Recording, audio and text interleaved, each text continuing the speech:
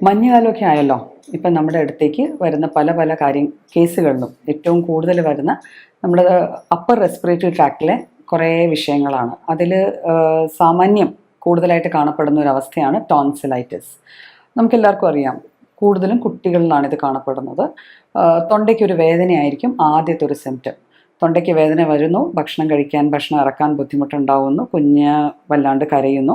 നമ്മൾ വാ പൊളിച്ച് നോക്കുമ്പോൾ തൊണ്ടയുടെ, അതായത് നമ്മുടെ നാക്കിൻ്റെ അങ്ങേ അറ്റത്ത് കുറുനാക്ക് എന്ന് പറയുന്ന ഒരു സംഭവത്തിൻ്റെ 2 സൈഡിലായിട്ട് വീങ്ങിയിരിക്കുന്ന 2 അവയവങ്ങളെ കാണാം. അതായത് ഒരു റെഡ് കളറിൽ, ചിലപ്പോൾ അതിൻ്റെ പുറത്തൊരു മഞ്ഞ കോട്ടിങ് കാണും, ചിലപ്പോൾ അതിൻ്റെ പുറത്ത് ചെറിയ ചെറിയ വെള്ള സ്പോട്ട്സ് കാണും. അപ്പം ഇതാണ് ടോൺസിൽസ് എന്ന് പറഞ്ഞ ഗ്ലാൻസ്. അപ്പം നമ്മൾ ഈ കാണുന്ന ടോൺസിൽസ് മാത്രമല്ല കേട്ടോ, ഇത് കൂടാതെ നമുക്ക് പാലറ്റൈൻ ടോൺസിൽസ്, ലിംഗ്വൽ ടോൺസിൽസ്, അങ്ങനെ ഒരു സെറ്റ് ഓഫ് ടോൺസിൽസ് എന്ന് പറഞ്ഞ ഗ്ലാൻസ് നമ്മുടെ വായുടെ അപ്പർ റെസ്പിറേറ്ററി ട്രാക്ട്, അതായത് നമ്മൾ ഭക്ഷണം കഴിച്ചു കഴിഞ്ഞ് ഇതും നമ്മൾ ശ്വസിക്കുന്ന വായുവും കൂടെ എത്തിച്ചേരുന്ന ഒരു ഭാഗമുണ്ട്.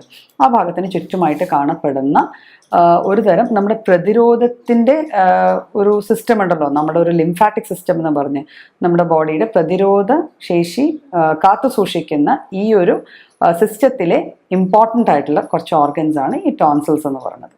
ടോൺസിൽസിൻ്റെ ജോലി എന്താണ്? ആക്ച്വലി നമ്മൾ ഭക്ഷണം പുറത്തുനിന്ന് എടുക്കുന്ന സാധനമാണ്, വായു പുറത്തുനിന്ന് എടുക്കുന്ന സാധനമാണ്. അപ്പോൾ ഇവയിലൂടെ നമ്മുടെ ബോഡിയുടെ ഉള്ളിലേക്ക് വന്നു ചേരാവുന്ന ഇൻഫെക്ഷ്യസ് ഏജൻസ്, മൈക്രോബ്സ്, ഇവയൊക്കെ തടഞ്ഞു നിർത്തി അവിടെ നിന്ന് തന്നെ തടഞ്ഞു നിർത്താനുള്ള ജോലിയാണ് നമ്മുടെ ടോൺസിൽസിനുള്ളത്.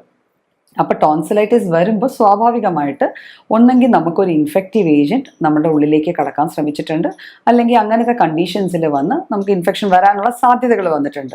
അപ്പോൾ അങ്ങനെയുള്ള സാധ്യതകൾ വരുമ്പോഴാണ് പലപ്പോഴും ടോൺസിൽസ് കയറി വിങ്ങുകയോ വീർത്ത് വരികയോ ഇൻഫ്ലമേഷൻ അല്ലെങ്കിൽ ഇൻഫ്ലെയിംഡ് ആവുക എന്ന് പറയുക. അതിനൊരു ചുവപ്പ് നിറം, ചിലപ്പോൾ ഒരു ചൂട് കാണും.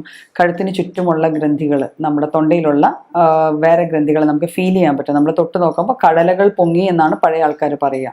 അപ്പോൾ അങ്ങനത്തെ അവസ്ഥകളുണ്ടാവും. കൊച്ചുകുട്ടികളിലാവുമ്പോൾ ടോൺസിലൈറ്റിസ് വരുമ്പം മിക്കപ്പോഴും അത് പനിയോട് കൂടിയായിരിക്കും വരിക, ഒരു ടെമ്പറേച്ചർ റൈസും കാണും. അപ്പം ടോൺസിൽസിൻ്റെ ജോലി ഞാൻ പറഞ്ഞല്ലോ, ടോൺസിൽസ് യൂഷ്വലി ചെയ്യുന്നത് നമ്മളുടെ പുറത്തുനിന്ന് വരുന്ന എയറിനെയും ഫുഡിൽ നിന്നും ഉണ്ടാകുന്ന മൈക്രോബ്സിനെ ഫിൽട്ടർ ഔട്ട് ചെയ്യാൻ നിൽക്കുന്ന സാധനങ്ങളാണ്. അപ്പോൾ ഇവ വീങ്ങുമ്പോൾ അതിൽ നമുക്ക് അറിയാം, അത് അങ്ങനെ വീങ്ങി നിൽക്കുന്ന സമയത്ത് ഇതുകൊണ്ട് എന്തൊക്കെ അസ്വസ്ഥതകൾ ഉണ്ടാവാം. നമുക്ക് തൊണ്ടവേദനയാണ് ആദ്യത്തെ അസ്വസ്ഥത. ആർക്കായാലും ആദ്യം വരുന്ന തൊണ്ടയ്ക്ക് ഒരു ഇറിറ്റേഷൻ, ഒരു കിരികിരിപ്പ് തോന്നുക, സംസാരിക്കുമ്പോൾ ശബ്ദത്തിനൊരു പതർച്ച തോന്നുക, ഒരു സൗണ്ടിൽ ഒരു ഹോസ്നെസ് വരിക. ചിലർക്ക് തൊണ്ടവേദന കൊണ്ട് സംസാരിക്കാൻ പറ്റാണ്ട് തന്നെ വരും. ഭക്ഷണം അല്ലെങ്കിൽ വെള്ളം ഇറക്കുമ്പം ഒരു അസ്വസ്ഥത ഫീൽ ചെയ്യുക. ഇപ്പോൾ കുട്ടികളിൽ സാധാരണ പറ്റുന്നത് എന്താണെന്ന് വെച്ചാൽ, ഈ തൊണ്ടവേദന വന്നു കഴിഞ്ഞാൽ കുട്ടികൾ ഭക്ഷണം കഴിക്കാണ്ടാവും. ഇതിറക്കുമ്പോൾ ഉള്ള വേദന ഓർത്ത് അവിടെ ഫുഡ് പ്രോപ്പറായിട്ട് കഴിക്കാതെ അതിൻ്റെ ഭാഗമായിട്ട് ക്ഷീണവും ഡൾനെസ്സും ഒക്കെ വന്നു ചേരാവുന്നതേ ഉള്ളൂ. അപ്പം ഈ ഫാക്ടേഴ്സാണ് ടോൺസിലൈറ്റിസ് മെയിനായിട്ട്. സാധാരണഗതിയിൽ ടോൺസിലൈറ്റിസ് ഒരു വലിയ അസുഖമാണെന്ന് ചോദിച്ചാൽ അല്ലേ. നമ്മുടെ ആദ്യത്തെ ഫേസിൽ തന്നെ ടോൺസിലൈറ്റിസ് വരുമ്പോൾ നമ്മൾ സാധാരണ വീട്ടിൽ എന്ത് ചെയ്യും? ചെറു ചൂടുവെള്ളത്തിൽ ഇച്ചിരി ഉപ്പിട്ടിട്ട് ഗാർഗിൾ ചെയ്യാൻ പറയും അല്ലേ, തൊണ്ടയിൽ കൊള്ളുക. അപ്പോൾ അങ്ങനെ ചെയ്യുമ്പോൾ ടോൺസിലൈറ്റിസ് എന്ന് പറയുന്നത് ഇൻഫ്ലമേഷൻ ആണ്. അപ്പോൾ ആ ഇൻഫ്ലമേഷൻ കുറയ്ക്കാനായിട്ട് നമ്മളെ അത് സഹായിക്കും. പലപ്പോഴും ആ നീര് വീഴ്ച അല്ലെങ്കിൽ ആ വീക്കത്തെ കുറയ്ക്കാനായിട്ട് ഉപ്പ് ചേർത്ത് ചൂടുവെള്ളം കൊണ്ട് നമ്മൾ ഗാർഗിൾ ചെയ്യുകയോ അല്ലെങ്കിൽ തൊണ്ടയിൽ കൊള്ളുകയോ ചെയ്താൽ അതുകൊണ്ടൊരു ആശ്വാസം കിട്ടണമെന്നുണ്ട്. പിന്നെ തണുപ്പടിക്കാതിരിക്കാം. കൂടുതൽ തണുപ്പിലോട്ടുള്ള എക്സ്പോഷർ വരാതെ ഇരുന്നാലും നമുക്ക് ടോൺസിലൈറ്റിസിന് ഒരു പരിധി വരെ, ഒരളവ് വരെ വ്യത്യാസം വരാം. പിന്നെ സാധാരണഗതിയിൽ നമ്മളിങ്ങനെ എന്തെങ്കിലും വന്നു കഴിഞ്ഞാൽ അപ്പം തന്നെ ചെന്ന് മരുന്നുകൾ കഴിക്കുക, ഇതാണ് പതിവ്. പക്ഷേ ഒരു പ്രാവശ്യം ടോൺസിലൈറ്റിസ് വന്നു കഴിഞ്ഞാൽ പിന്നീട് അത് റെക്കറൻറ്റ് ചെയ്ത് വരുന്നില്ലെങ്കിൽ ഓക്കെ, അതിനെ നമ്മൾ അക്യൂട്ട് ടോൺസിലൈറ്റിസ് എന്ന് പറയും. ഒന്ന് വന്നു, നമ്മൾ മരുന്ന് കഴിച്ചു അല്ലെങ്കിൽ കഴിച്ചില്ല, ബാക്കി കാര്യങ്ങൾ നോക്കി, അതോടെ അത് ശരിയായി, ഓക്കെ. പക്ഷെ പലപ്പോഴും ഇതങ്ങനെയല്ല. ചില ആൾക്കാരിൽ ഇത് റെക്കറൻ്റ് ആയിട്ട് വരാൻ തുടങ്ങും. റെക്കറൻ്റ് എന്ന് പറയുമ്പോൾ ഒരു ചെറിയ കാരണം മതി, ഒരു ഗ്ലാസ് തണുത്ത വെള്ളം കുടിച്ചു അല്ലെങ്കിൽ ഒരു ഐസ്ക്രീം കഴിച്ചു. പൊതുവെ പിള്ളേരെ അങ്ങനെയാണ് പ്രസൻറ്റ് ചെയ്യുക.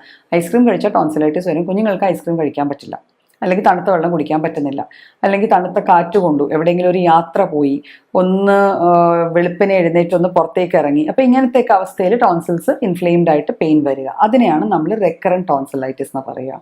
അപ്പം ഇത് രണ്ടും കൂടാതെ വീണ്ടും ഒരു കാറ്റഗറി ഉണ്ട്, ക്രോണിക് ടോൺസിലൈറ്റിസ്. ക്രോണിക് ടോൺസിലൈറ്റിസ് ആണ് യൂഷ്വലി പലപ്പോഴും ശസ്ത്രക്രിയ വരെ എത്തിച്ചു നിൽക്കുന്ന ഒരു അവസ്ഥയാണ്.